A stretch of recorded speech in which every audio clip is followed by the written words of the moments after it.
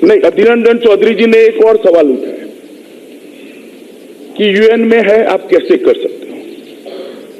मैंने उनसे स्पष्टता मांगी। मैंने ये कहा कि जम्मू कश्मीर 1948 से वहां यूनाइटेड नेशंस की मॉनिटरिंग है या नहीं।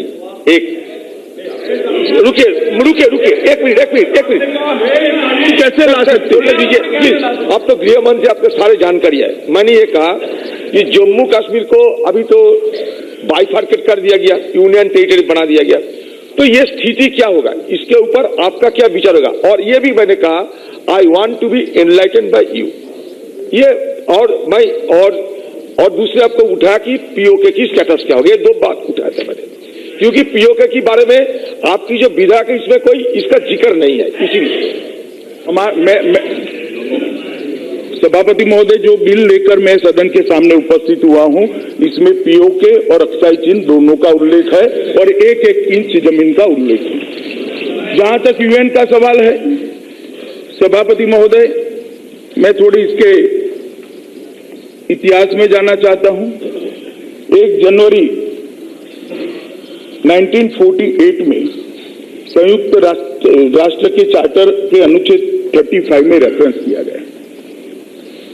20 जनवरी 1948 को संयुक्त राष्ट्र ने UN commission for India and Pakistan UNCIP को सेटअप किया और 13 अगस्त 1948 को UNCP के प्रस्ताव को भारत और पाकिस्तान दोनों ने स्वीकार कर लिया। मगर जब प्रस्ताव स्वीकार हुआ, उसमें प्रस्ताव का पहला और दूसरी 2 चीजें थी, 2 धाराएं थी और तीसरी धारा भी थी। दूसरी धारा, पहली धारा में क्या था कि कभी भी किसी भी देश की सेना किसी भी देश की सीमाओं का उल्लंघन नहीं करेगी। और जिस दिन 1965 के अंदर पाकिस्तान की सेनाओं ने हमारी सीमाओं का अतिक्रमण करा, उसी दिन ये प्रस्ताव खारिज हो गया था, क्योंकि 1 और 2 नहीं होता है तो 3 का सवाल ही नहीं आता। इसलिए इसका कोई सवाल पैदा नहीं होता है, ना कोई बाधक है। ये गृह अपना सदन संपूर्ण अखत्यार रखता है जम्मू और कश्मीर के राज्य के डिवीजन में। दूसरा, माननीय सभापति महोदय, दूसरा हुआ कि जब शिमला समझौता हुआ, इसको भी तत्कालीन प्रधानमंत्री जी ने इसको रिकॉर्ड पर लाया। श्रीमती इंदिरा जी उस वक्त प्रधानमंत्री थी और शिमला समझौते ने इस बात को दोहराया है। इसलिए यूएन का जहां तक मामला है, भारत की सीमाओं के अंदर कोई भी निर्णय लेने के लिए भारत के संसद के दोनों सदनों को पूरा संवैधानिक अख्तियार है, वो स्पष्ट हो जाए। सभापति महोदय, मनीष जी ने बड़ा एक इतिहास का लंबा आरोपण यहां पर किया पृष्ठभूमि समझाने के लिए। तो इससे कोई डिस्प्यूट भी नहीं है, मगर एक सीमा पर आकर वो रुक गए इतिहास में। मैं उनको पूछना चाहता हूं कि आपने इतिहास तो कहा कि भारत ने अपनी सेनाएं भेजी, सेनाओं ने खदेड़ा घुसपैठियों को, और घुसपैठियों के स्वांग में जो पाकिस्तान की सेना के जवान थे, अधिकारी थे, उनको। मगर मैं एक छोटी सी बात पूछना चाहता हूं, जब हमारी सेना विजयी हो रही थी तब, और ये सारा यश दिया उन्होंने कि जवाहरलाल जी के नेतृत्व में सब हुआ, जवाहरलाल जी के कारण हुआ, और दैट इज व्हाई कश्मीर आज भारत का हिस्सा है। मगर सभापति महोदय, मैं उनको आपके माध्यम से कहना चाहता हूं कि सेना विजयी हो रही थी, सेना काफी पाकिस्तानी कबलाइयों के क्षेत्र में अधिकार में आए हुए हमारा हिस्सा जीत कर आई थी, तो अचानक एक तरफा शस्त्र विराम किसने कर दिया? किसने किया? मैं मनीष जी बताना चाहता हूं, वो भी जवाहरलाल नेहरू जी ने किया, और इसी के कारण आज पाक ऑक्यूपाई कश्मीर है। इसी के कारण पाक ऑक्यूपाई कश्मीर। अगर सेनाओं को छूट देते हमारा पूरा हिस्सा जीतने की, तो आज पाक ऑक्यूपाई कश्मीर पूरा का पूरा भारत का अधिकृत होता। उन्होंने कहा कि ये किया वो किया। मैं पूछना चाहता हूं भाई,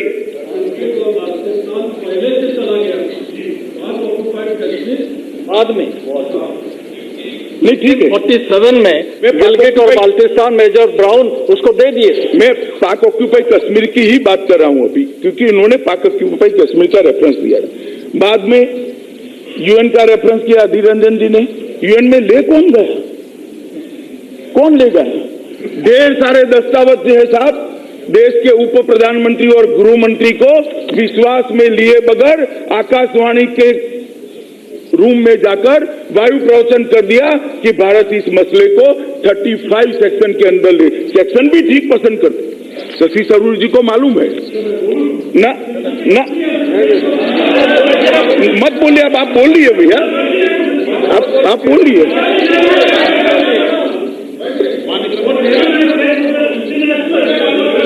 आप बैठिए ना भाई, आप बैठिए, मैं जवाब देता हूं। भाई आप बैठिए दो, बैठिए ना। अब मैं बताता हूं, इंटरनेशनल सिचुएशन की तो आज दुहाई आपने भी दिए, मत करिए इंटरनेशनल सिचुएशन क्या होगी, मगर देश हित का जब मामला होता है, हमने निर्णय हमारे देश की स्थिति समझने के लिए किया। मान्यवर, देश भर के अंदर शादी की उम्र तय हो गई, जम्मू कश्मीर के अंदर नहीं है। कितनी भी छोटी बच्ची हो, इससे आप शादी कर सकते हो।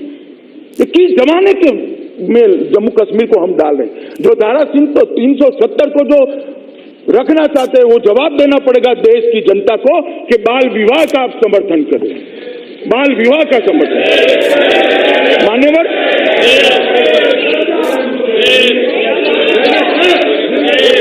मान्यवर, मेरी बात लंबी है, भी मुझे बोलने का मौका दिया जाए।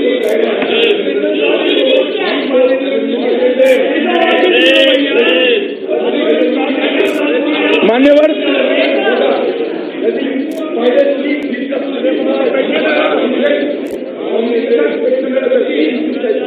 अरे वो छोड़ो ना भाई, मैं बाल विवाह की बात कर रहा हूं।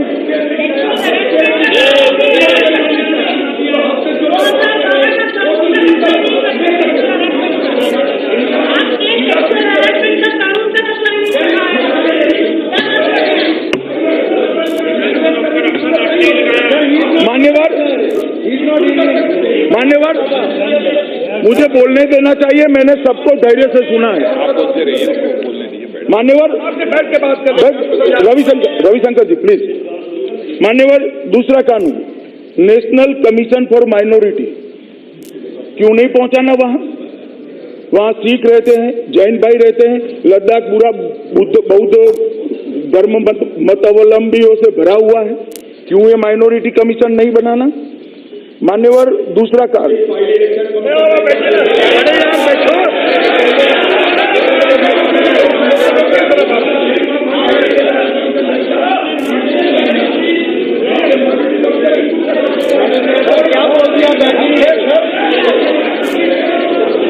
मान्यवर, मान्यवर, ध्यान से सुनते रहना। मान्यवर, बाल विवाह, नेशनल कमीशन फॉर माइनॉरिटी, देखो जितना टोकोगे हर बार मैं लिस्ट पढ़ूंगा और देश की जनता सुनेगी, इसलिए मुझे बोलने देने दो, फास्ट कुछ सुनने में निकल जाएगा।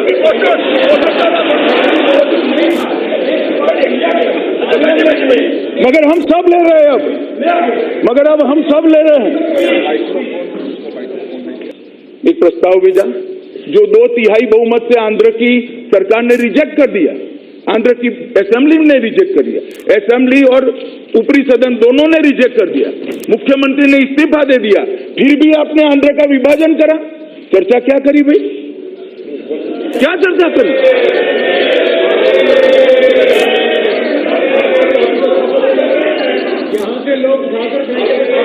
नहीं, आप बैठे ना, मैं बताता हूं। सवाल मेरी पार्टी की सहमति की या असहमति का नहीं है। एक मिनट भाई, एक मिनट, मुझे सुनेंगे या नहीं सुनेंगे? आप मुझे सुनेंगे या नहीं सुनेंगे? मैं वो विभाजन पर जाता ही नहीं, उचित था या नहीं था। मनीष जी ने प्रक्रिया का सवाल उठाया, आप पहले तत्व को पकड़िए। उन्होंने प्रक्रिया का सवाल उठाया कि स्थानीय लोगों से चर्चा की। अब स्थानीय असेंबली और स्थानीय अपर हाउस की तो मंशा थी कि डिवीजन न हो, फिर आपने क्यों करा? और आपने करा तो हमें क्यों टोक रहे हो भैया? आप बताओ जरा। और कैसे करा था? हम तो बैठकर आमने सामने ठंडे दिमाग से आपसे चर्चा कर रहे थे।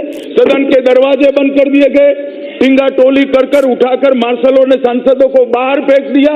काला दिन आज नहीं है, काला दिन वो था जिस दिन संसद की मैं अभी भी कहता हूं, मैं अंतर के डिवीजन या करना चाहिए या नहीं करना चाहिए उसके पक्ष में नहीं हूं। मैं इस मुद्दे पर नहीं हूं, मैं प्रक्रिया के मुद्दे पर हूं। मैं प्रक्रिया का वर्णन कर रहा हूं। मनीष जी ने सवाल उठाया था, इसलिए मैं इसको कहता हूं। उन्होंने कहा रातों रात आपने एक राज्य को 2 यूटी में बांट दिया, आज से अभी 2 यूटी है। 1975 में पूरे देश को इमरजेंसी डालकर आपने यूटी बना दिया था। हमें मत समझाइए। 1975 में पूरे देश को यूटी बना दिया था। और मान्यवर, मैं इतना ही कहना चाहता हूं, मैं फिर से एक कहना चाहता हूं कि यूटी का जवाब, जहां तक सवाल है, लद्दाख यूटी, वो तो लद्दाख वालों की डिमांड जो आपने आज तक पूरी नहीं की थी। जहां तक जम्मू एंड कश्मीर का सवाल है, परिस्थिति वहां नॉर्मल होते ही उचित समय पर हम तुरंत उस पर पुनः विचार करेंगे और निर्णय लेंगे। एक मिनट मैं बताता हूं। नेहरू जी ने कहा था कि ये टेम्पररी है और उचित समय आएगा तब हटाएंगे। 70 साल लगे, हमें 70 साल नहीं लगेंगे, इतना मैं जरूर कहूंगा।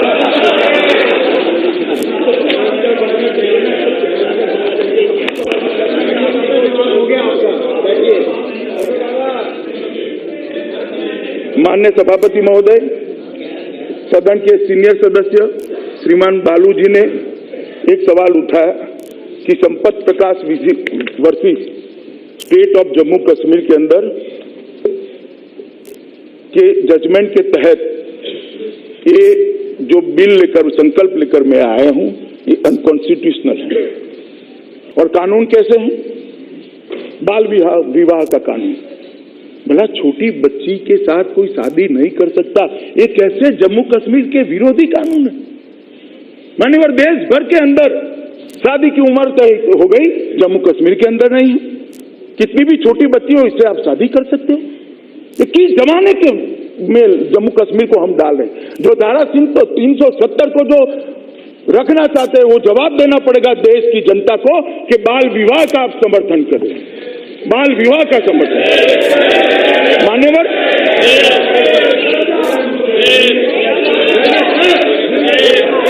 मेरी बात लंबी है, अभी मुझे बोलने का मौका दिया जाए।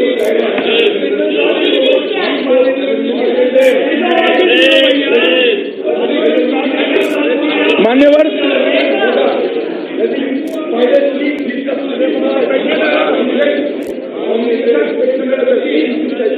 अरे वो छोड़ो ना भाई, मैं बाल विवाह की बात कर रहा हूं।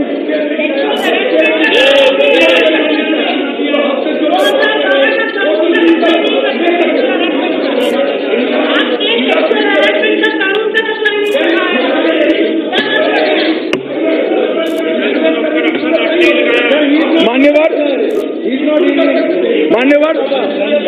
मुझे बोलने देना चाहिए, मैंने सबको धैर्य से सुना है। मान्यवर, बैठ के बात कर। रविशंकर जी प्लीज। मान्यवर, दूसरा कानून, नेशनल कमीशन फॉर माइनॉरिटी, क्यों नहीं पहुंचाना? वहां सिख रहते हैं, जैन भाई रहते हैं, लद्दाख पूरा बौद्ध धर्म मतावलंबियों से भरा हुआ है, क्यों ये माइनॉरिटी कमीशन नहीं बनाना? मान्यवर, दूसरा कार्य,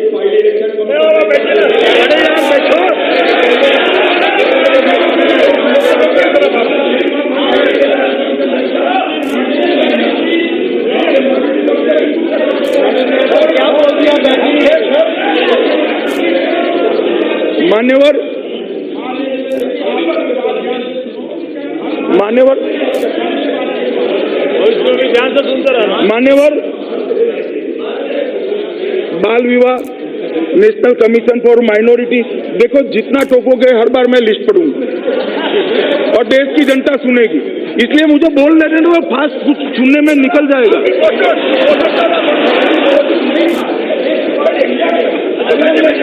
मगर हम सब ले रहे हैं अब हम सब ले रहे हैं।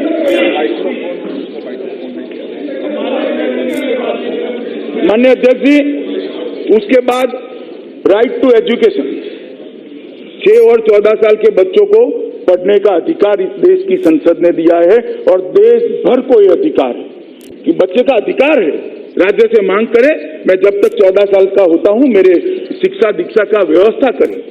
मसूदी साहब बता रहे थे कि वहां स्कूलें हैं, अच्छा काम कर रही है। मैं बताना चाहता हूं मान्यवर, पढ़ाई लिखाई हो रही है और पढ़ाई लिखाई का मेरा अधिकार है। 2 चीजों में मूलभूत अंतर है। देश के सभी बच्चों को, 6 से 14 साल के बच्चों को अधिकार है, जम्मू कश्मीर के बच्चों को नहीं। ये 370 मान्यवर, नेशनल काउंसिल फॉर, अब बैठा ही मसूरी साहब नहीं बचाव कर पाओगे, कुछ नहीं है, खोखला है सब। मान्यवर, national council for teacher education, अब मैं पूछना चाहता हूं जो 370 बचाना चाहते हैं, टीचरों को ढंग से बच्चे को कैसे पढ़ाना चाहिए, वो करना चाहिए या नहीं करना चाहिए, इसमें क्या आपत्ति थी, क्यों नहीं स्वीकार करा? ये 370 रोक कर बैठी है मान्यवर। इसके बाद में लैंड एक्विजिशन लैंड, वो भी स्वीकार नहीं हुआ। मल्टीपल डिसेबिलिटी एक्ट, दिव्यांगों के लिए और बाकी सारी व्यवस्थाओं के लिए एक कानून बना, मगर वहां पर नहीं स्वीकार किया।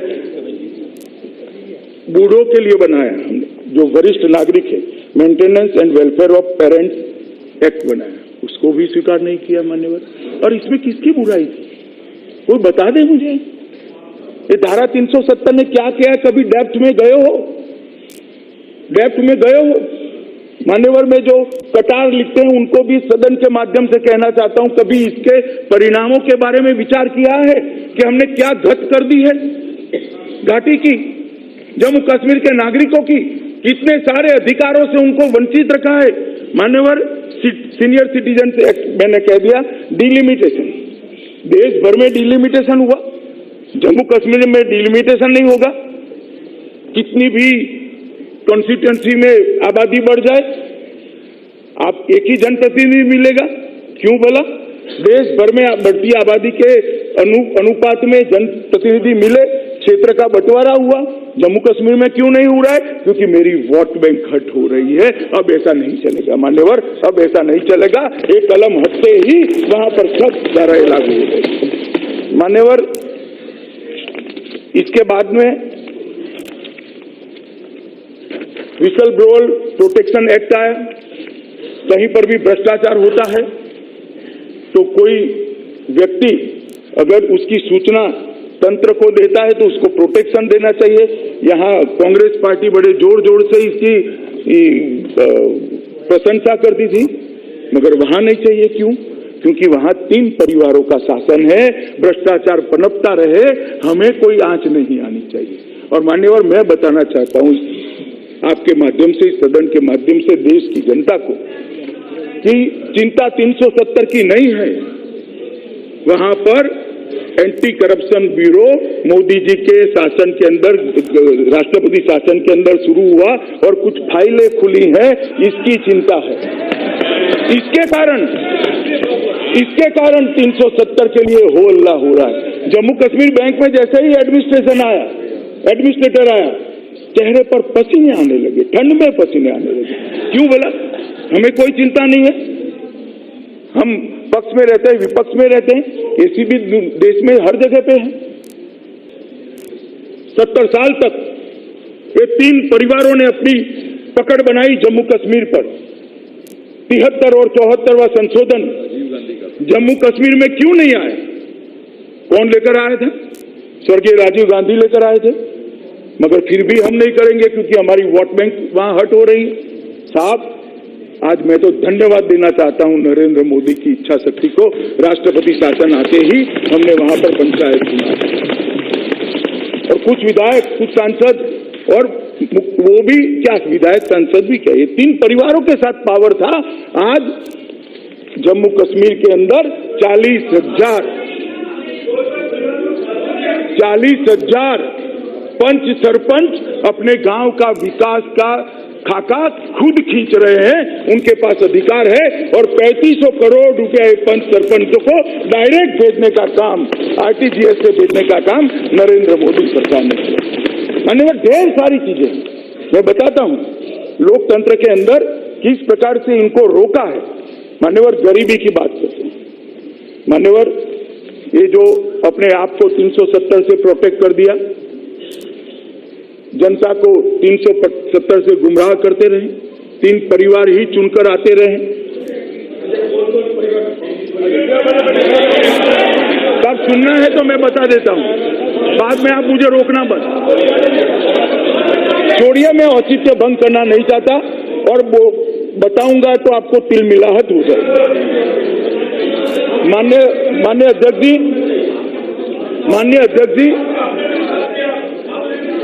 भाई पूरा देश जानता है कौन 3 परिवार है। आप नहीं जानते हो तो कोई बात नहीं, पूरे देश की भाई सब जानते हैं या नहीं जानते हैं? सब जानते हैं कौन 3 परिवार है। मान्यवर,